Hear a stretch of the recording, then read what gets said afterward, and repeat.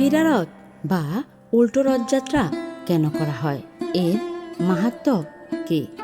ফিরারত উল্টো রথ বা বাহুড়া যাত্রা হল শ্রী জগন্নাথ দেব, শ্রী বলরাম ও দেবী সুভদ্রার গুন্ডিচা মন্দির থেকে মূল মন্দিরে প্রত্যাবর্তনের পবিত্র যাত্রা।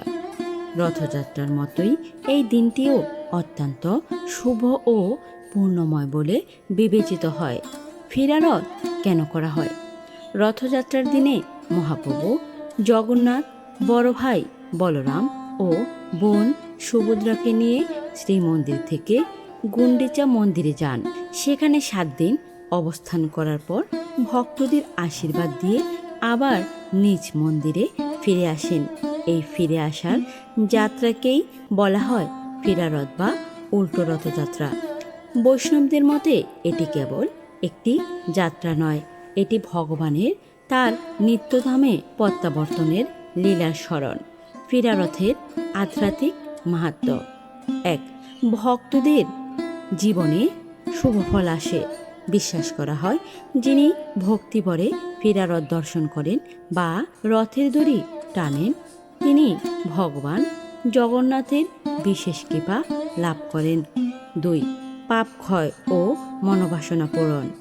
শাস্ত্রসম্মত বিশ্বাস অনুযায়ী আন্তরিক ভক্তিভরে জগন্নাথ দেবের দর্শন ও নাম স্মরণ করলে বহু জন্মের পাপ ক্ষয় হয় এবং শুভ মনোবাসনা পূর্ণ হতে পারে। 3. ঈশ্বরের কাছে ফিরে যাওয়ার প্রতীক।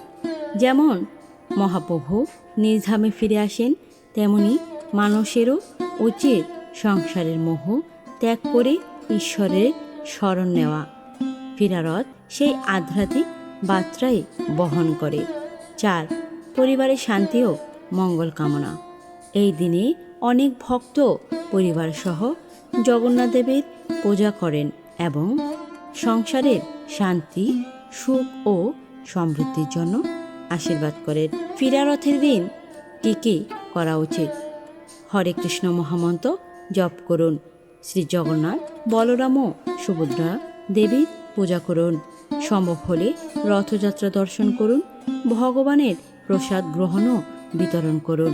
দরিদ্র ও অভাবীদের দান করুন।